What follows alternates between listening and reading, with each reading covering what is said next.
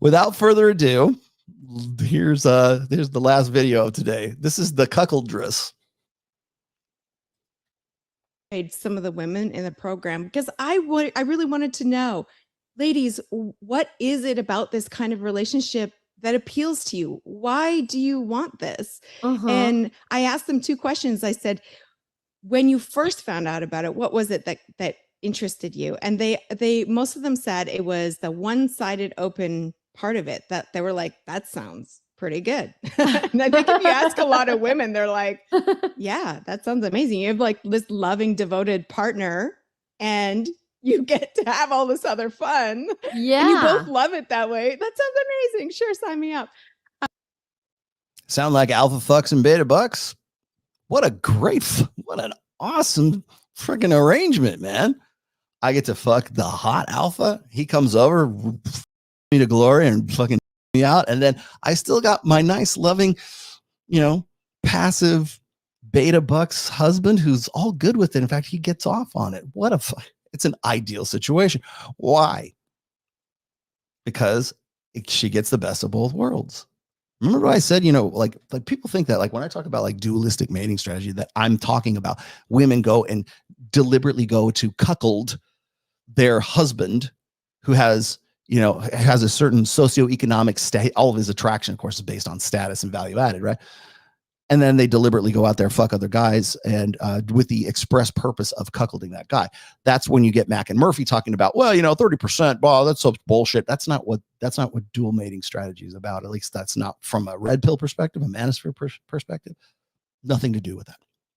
It has everything to do with this situation right here. What woman wouldn't want to have the perfect, friend zoned husband and the fuck buddy bull? Yeah, sign her up, right? But then afterwards, I said, now after you've learned about it and after maybe you've actually, had this kind of relationship, what is it that appeals to you most now? And they said that it was still the one-sided open part, but they also said they didn't realize, but they realize now that this is really female focused, that this really is about putting her on a bit of a pedestal.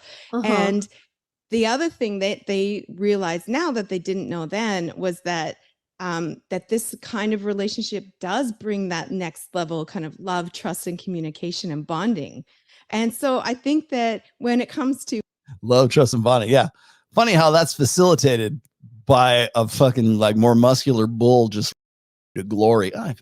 All that oxytocin that you got right afterwards, I'm sure that all translates into more trusting and more intimacy between you and your partner. For me anyway, educating women about what this is all about and the benefits for women and couples, we need to echo those couple of things that people don't realize in the beginning is a big benefit. Wow. Is like when a couple practices cuckolding, let's say here and there, like let's say they try it like once a year, would that still be called like a cuckolding relationship? Or is there a specific dynamic to couples that practice it regularly and that is a cuckolding relationship? Yeah, it's kind of tricky. I mean, for some couples, this is just like a little bit of spice that they add to their bedroom life. And it's just, one of a bag of spicy kinks or whatever that they are introducing into their relationship. It's not really like their relationship revolves around that or that that it's the focus of it. But then there are couples that this is their sex life. That's your sex life. Oh, I'm so horny. Oh, are we going to fuck? No, I'm going to call Jim over and he's going to fucking me out for about 2 hours. And then, we'll spoon afterwards. How's that sound, honey? Oh, great. Biggest, component of their sex life. And like plays a big role in that dynamic of their relationship outside of sex, right? Absolutely. Anybody get the impression that this is a lot of rationalization for like trying to find some way to be okay, to get other people anyways, to be okay with the fact that essentially what she has is a relationship with a fuck buddy and a guy that is in the friend zone, and call it marriage and call it a relationship and call it an alternative relationship lifestyle. There has to be some way to sort of to square the cognitive dissonance circle, right? Because this is what's fulfilling for them. And I think that's where how it depends on whether or not this is something that revolves around them or not, is do you require this to feel fulfilled in your relationship? For me, that is like a giant yes. But for some other people, it could be like, yeah, I could go with it or not. I mean, it's whatever. It's fun. The way I really enjoy cuckolding, and like everybody has their own kind of way of doing it, but for me, it's not so much about him watching me. In fact, I prefer No, it's about you getting by a guy that looks way better than him. like maybe not. Oh, okay. I really like the I like the mental game, like I said, when it comes to cuckolding. I like the kind of tease, and Yeah. this is very much an intellectual kind of kink, and Mm. I really Did you catch that? It's an intellectual, almost. This is something I notice, like amongst guys who are like they're advocates for like poly or like open relationships or cuckolding. Even I've heard Destiny say this. I've heard Jeffrey Miller say this. That it's intellectual. You have to have an IQ of like 120 or something like that to actually make all this stuff work. It's only for very, very evolved intellectuals, because we're the only ones who can handle eroticizing our jealousy and coping with it and keeping it under. You have to have some sort of like mental energy to be able to. It's like the fact of the matter remains that you still have that instinct. There's a reason why you have mate guarding instincts. There's a reason why you get jealous, because 100,000 years, 200,000 years of human evolution predisposed you to it. There's probably a pretty good reason why that was. There's a really good line in and I don't know why it just came to me right now. There's a really good line in Jurassic Park, and I forget the name. I forget who it was. I think it was the initial doctor guy. He was saying, they're trying to feed the T-Rex in the paddock. They're trying to feed him the goat, like a goat for fucking. It's a T-Rex, right? It's not even a fucking chicken McNugget, right? Goat McNugget. But they want to feed the T-Rex with the goat, right? And they're looking at it like, T-Rex doesn't want to be fed. T-Rex wants to hunt. You can't repress 65 million years of gut instinct. And that always stuck with that line, for whatever reason, always stuck with me. There's another quote from, I think it was Aristophanes. I think it was him. Said, even the wisest of the wise will not try to teach a crab to walk straight, because a crab always walks sideways, right? Because that's in its nature of a crab to walk sideways. And T-Rex doesn't want to be fed. T-Rex wants to fucking hunt. And that's really where we're going with this shit right here. Is like her T-Rex wants to be, her T-Rex doesn't want to be fed, doesn't want to be domesticated. It doesn't want to be in a cage. It doesn't want a goat. It wants to hunt. T-Rex wants to fucking hunt. You can't repress 65 million years of gut instinct or 200,000 years of human nature. Like it when he can listen in. That's so fun, because he's got to kind of imagine what's going on. He can listen, he can hear a bit, and you can say things to him. And I just really enjoy that part of it. Or there's like FaceTiming for a quick little bit. Or he's nearby, he can hear something going on, but doesn't know exactly what's happening. Or he hears about it when I get home. That is the best. I see. I There's many love different that. options. Yes, there's so many different options. There's so. Do you think she would have a different opinion of this if her husband was actually way more conventionally masculine, was way more like alpha male, for lack of a better term? Would this even be something that would turn her on? See, the thing is, and I'll just get back to these here really quickly. I'll bring this. I'll take this out right now. Because this kind of speaks to this question. Does cuckolding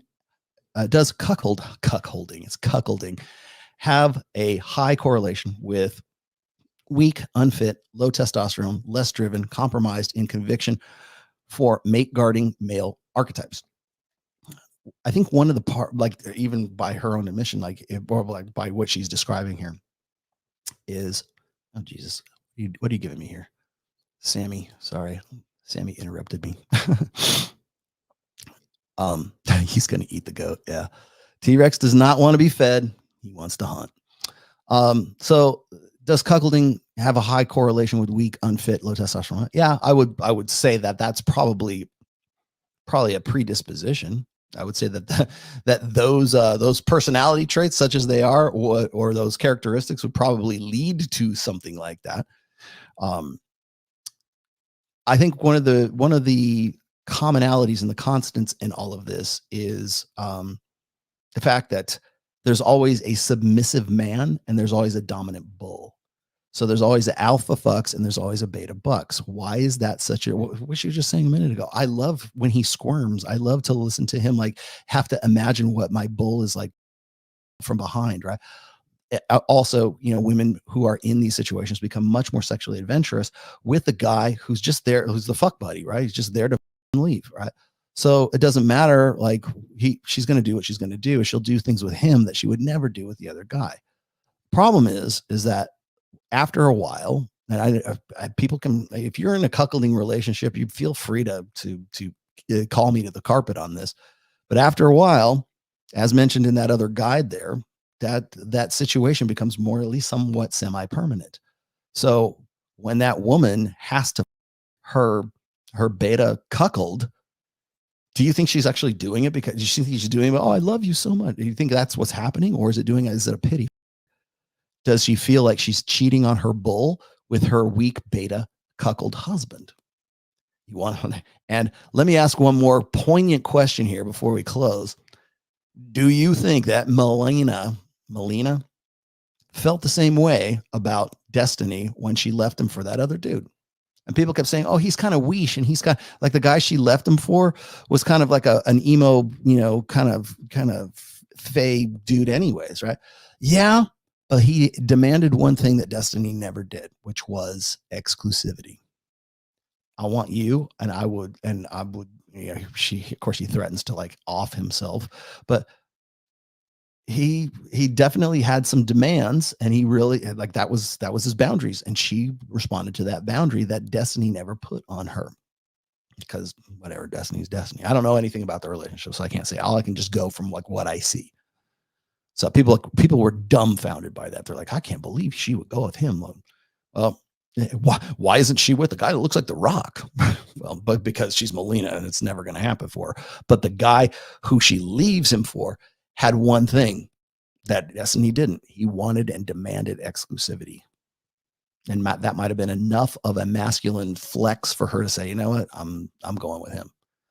So when you get into these situations, I would love to see, I don't know if there's stats about this or whatever, but I would love to see if there's stats for women who get into cuckolding situations and they basically abandon their partner for the alpha male guy, assuming that guy catches feelings for his wife, which I'm sure probably exists. So I think honestly it's playing with fire, and it is going. That's one of the reasons why I had such a problem with Jeff Miller talking about, or evangelizing for the poly lifestyle. Again, I don't have anything against him. I think he's a brilliant dude. I think he's written some really great books. I think he's a very smart motherfucker, especially when it comes to like peacock theory and some other stuff like that. Very good at what he does. I think that he's just simply rejiggering things and his rationale so that he can go and fuck. And you can rationalize whatever you want to. But I think that honestly, like, he's doing a disservice to the people who he's already probably, helped in some way by ignoring the mating mate guarding or human jealousy. Because after a while, shit's gonna happen. There's a reason why jealousy exists in men. And why men tend to react very hostile when it comes to that. So eroticize, and maybe more to this guy's point, eroticizing that jealousy, mate guarding response is probably a whole lot easier for guys who are less aggressive, who are low T, who are much more, for lack of a better term, more weesh, right? It's probably easier for them to do that, because that right there is actually a survival adaptation for those guys, to roll over, to surrender, to give up, to show your belly, right? To be vulnerable. It's better to be vulnerable and show your belly than to flex on a guy who's clearly superior to you and will probably kill you if you don't.